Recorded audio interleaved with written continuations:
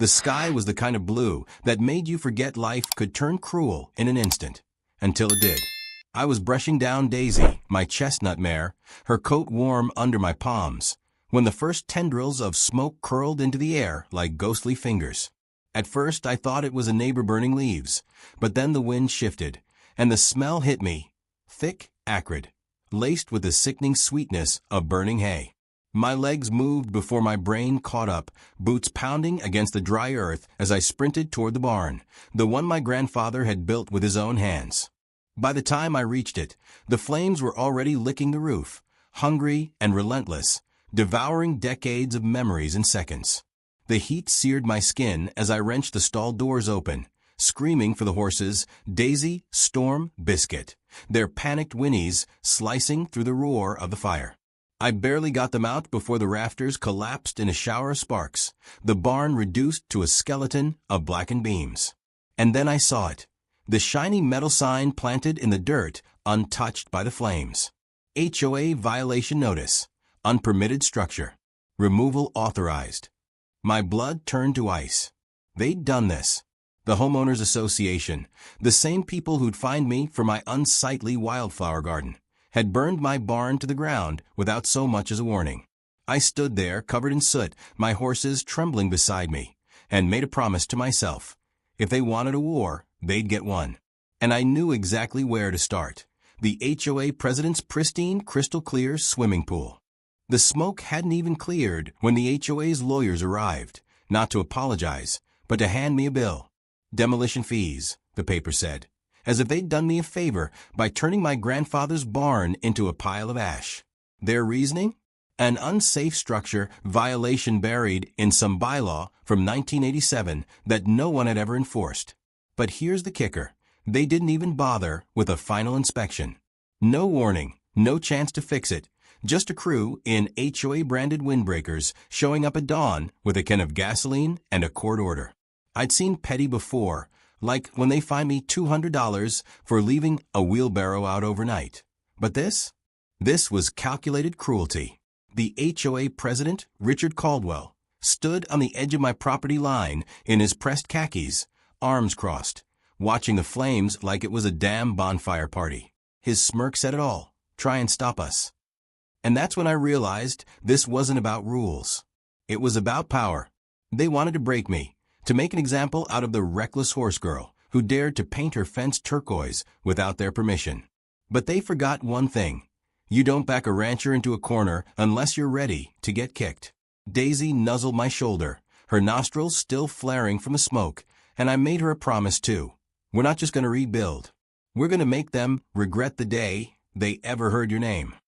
And I knew exactly where to start. Richard's prized chlorine blue pool, the one he bragged about at every meeting.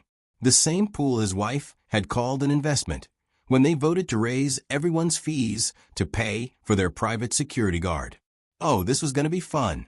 The moon hung low over the pasture like a silent accomplice as I slipped into the barn, or what was left of it.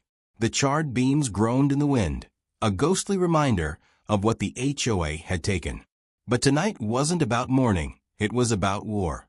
I clicked my tongue, and one by one, shadows detached from the darkness. Daisy, her coat still dusted with ash.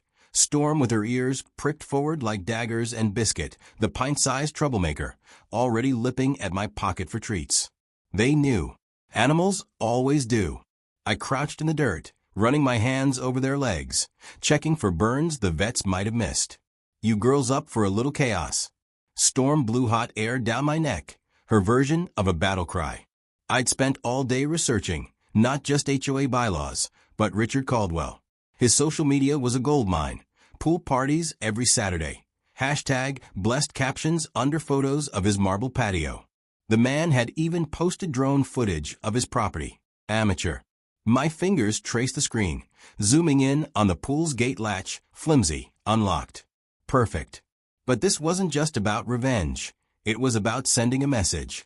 If the HOA could destroy what I loved without consequences, I'd show them exactly how that felt. Daisy nudged my shoulder, her breath warm against my cheek. Yeah, girl, I whispered, loading the trailer with lead ropes instead of saddles. Tonight we swim. The tires crunched over gravel as we pulled onto the road, the horses shifting behind me. Every mile closer to Richard's mansion, my pulse hammered louder. What if security saw us? What if the cops came? Then Biscuit kicked the trailer wall, and I laughed out loud. Since when did I care about what-ifs? The HOA hadn't. 3:17 a.m. The security guard's truck had just rounded the corner of the gated community when I cut the engine, letting the trailer roll silently into the shadow of Richard's towering hedges. The air smelled like chlorine and expensive decisions. For a heartbeat, I hesitated. This was insane. Then Biscuit kicked the trailer door like a tiny, impatient outlaw, and the moment passed. "All right, you maniacs," I whispered, unbolting the ramp. "Let's make some noise." Daisy stepped out first, her hooves sinking into the manicured lawn like it offended her. Storm followed, head high, as if she owned the place, which for tonight she kinda did. The motion-activated floodlights flickered on, but it was too late. We were already at the pool gate. Richard's state-of-the-art lock took one kick from my boot before it surrendered. And then the pool, glittering under the moonlight, so pristine it looked photoshopped. I barely had time to yank off my boots before Biscuit took matters into her own hooves. With a snort that sounded suspiciously like laughter, she barreled past me and launched herself into the deep end. The splash hit me like a tidal wave. Daisy and Storm needed no further invitation. They plunged in after her, sending a tsunami over the patio furniture. Lounge chairs floated like doomed ships. Pool noodles snapped under hooves. The filter choked on horsehair. And the noise, Biscuit's gleeful splashing, Storm's thunderous strokes, Daisy's indignant whinny when she realized the water was chlorinated, the drama queen. I crouched behind a potted palm, filming the chaos on my phone, tears of laughter streaming down my face.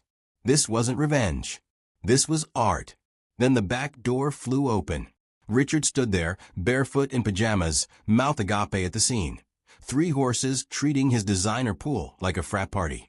Biscuit chose that moment to mount a flow tie, sending it, and a tidal wave, straight at him. His scream woke the neighborhood. Lights flicked on in every mansion. A dog started barking. Somewhere, a car alarm wailed in solidarity. I pocketed my phone and whistled one sharp note. The girls clambered out, dripping and triumphant, as I bolted for the trailer. Behind us, Richard was knee-deep in pool water, screaming about equine terrorism. Joke was on him. You can't terrorize someone who deserved it. The adrenaline hadn't even faded from my bloodstream when my phone exploded. Notifications poured in like floodgates had burst. Twitter, Instagram, TikTok, even my grandma's book club group chat was blowing up. Someone in the gated community had filmed the entire pool fiasco and, instead of calling the cops, posted it with the caption, HOA versus Horse Girl. Round 1 goes to the horses. By sunrise, #HorsePoolParty was trending nationally. Memes sprouted like weeds. Storm photoshopped onto a yacht with the caption, New Pool, Who Dis? Biscuit's flow tie conquest turned into an NFT, and a viral remix of Richard's scream set to banjo music. The local news picked it up with the headline, Homeowners Association learns why you don't piss off a woman with horses. Reporters camped outside my ranch, begging for interviews, while Richard's LinkedIn was flooded with comments like, looking for a career change after your pool became a public barn? But the real twist? The HOA's own members turned on them. Emails leaked showing Richard had ignored 3 votes against the barn demolition. A retired judge in the neighborhood wrote an op-ed calling it arson by bureaucracy. By noon, a GoFundMe for my new barn had hit $50,000, started by an anonymous donor who turned out to be Richard's own sister. Turns out, she'd hated him since he'd stolen her Barbie dream house in 1987. The internet had spoken. This wasn't vandalism, it was justice. And justice, it seemed, came with merch.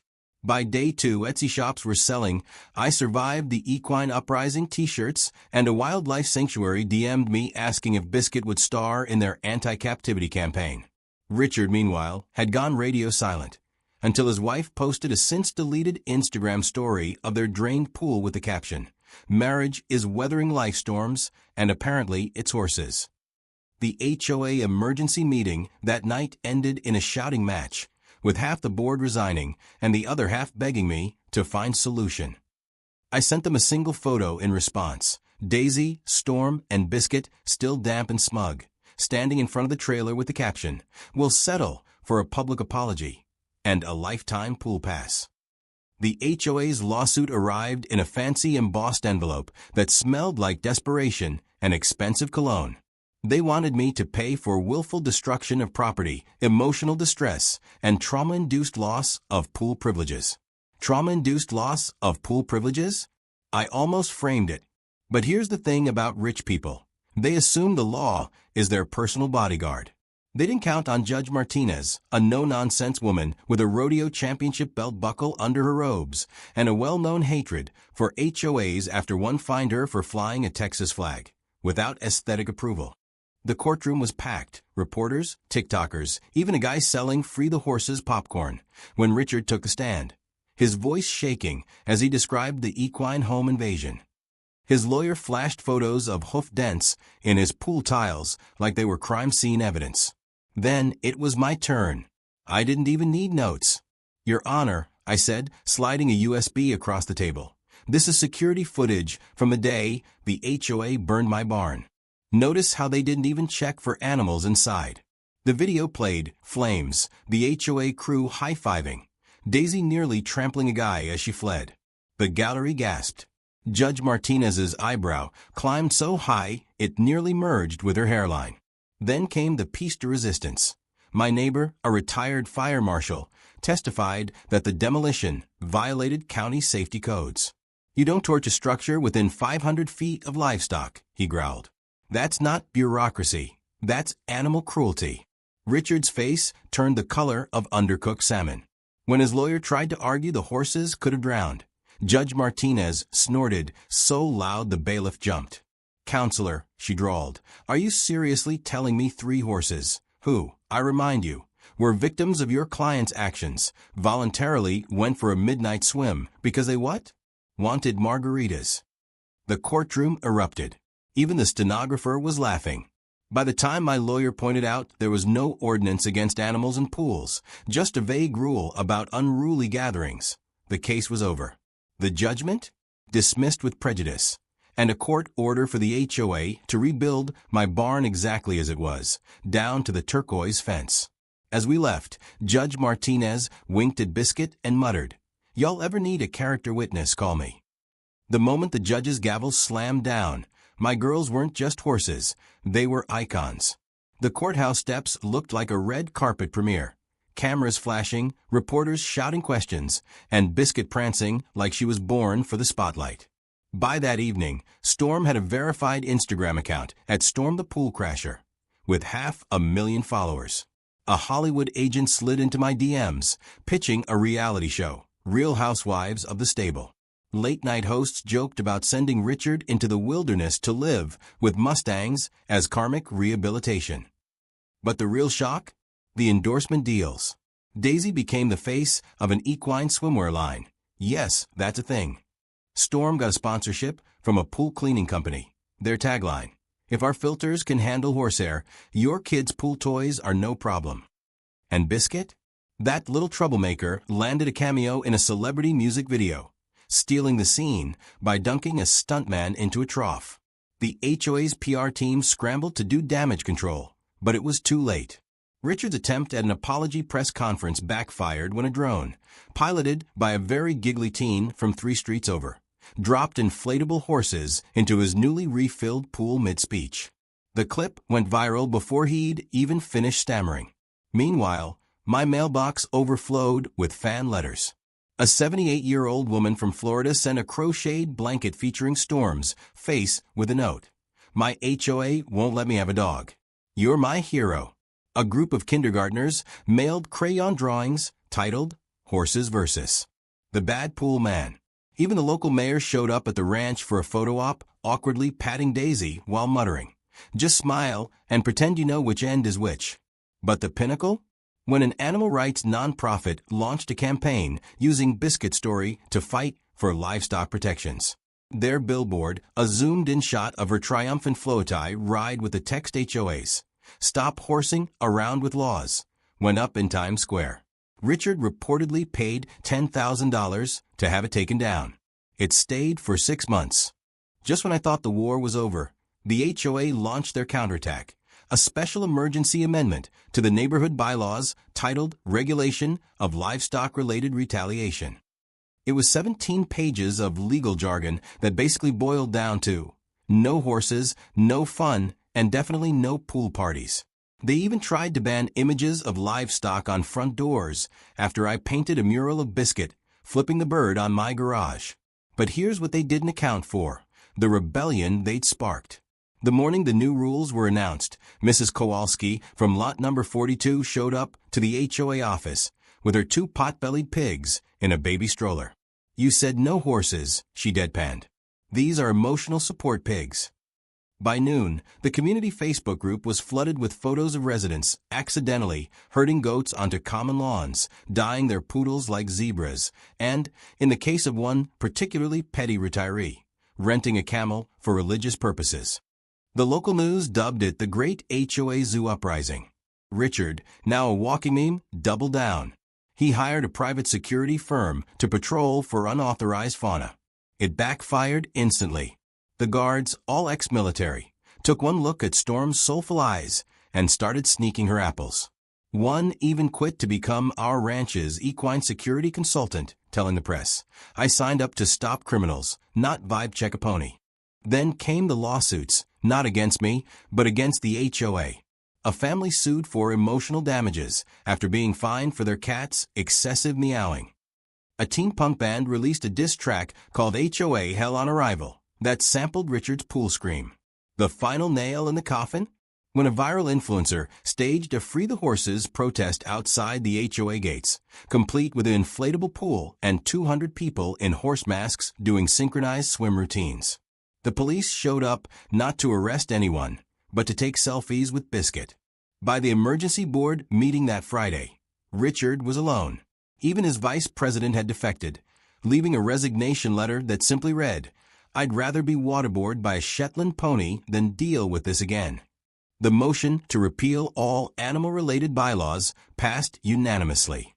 As I walked out, the new HOA president, a yoga instructor with a parrot named Carl, whispered, "For the record, the mural stays. It's iconic." They said it couldn't be done. They said I was crazy. But as I stood in front of the brand new barn, its turquoise trim gleaming brighter than ever, its doors wide open to the golden sunset, I realized something. Revenge wasn't just about burning something down. It was about building something better. The HOA had tried to erase my history, but now they'd funded it. The rebuilt barn was a masterpiece, complete with a plaque that read "Property of Daisy, Storm and Biscuit, Official HOA Nightmares," and a chandelier made of repurposed pool floaties. The entire town had shown up for the grand reopening, including the now famous security guard who'd quit, now wearing a custom t-shirt that said, "I survived the horse uprising." Even Judge Martinez made an appearance, sipping lemonade while Biscuit nosed her pockets for treats. But the real surprise? Richard Caldwell wasn't there. At least, not officially. Rumor had it he'd moved to a high-rise condo with strict no-pet policies, though someone had anonymously mailed him a glitter bomb filled with horsehair. His replacement, the yoga instructor with the parrot, handed me a framed copy of the repealed bylaws. "Consider this your trophy," she said, grinning. Then, with a dramatic flourish, she unveiled the barn's piece de resistance, a custom-engraved hitching post shaped like a middle finger. The crowd erupted. Storm, ever the diva, immediately claimed it as her personal scratching post. As the party kicked into full swing, kids riding Daisy in gentle circles, Biscuit supervising the buffet, and Storm photobombing every selfie, I slipped away for a moment. The old barn's ashes had been mixed into the soil, and wildflowers now grew where the flames had roared. Funny how things worked out. The HOA had tried to destroy us, but instead, they'd given us something unbreakable. A legend, a family, and one hell of a story. And as the first stars blinked awake overhead, I made a silent promise to the universe. If anyone ever messed with us again, I wouldn't just bring the horses.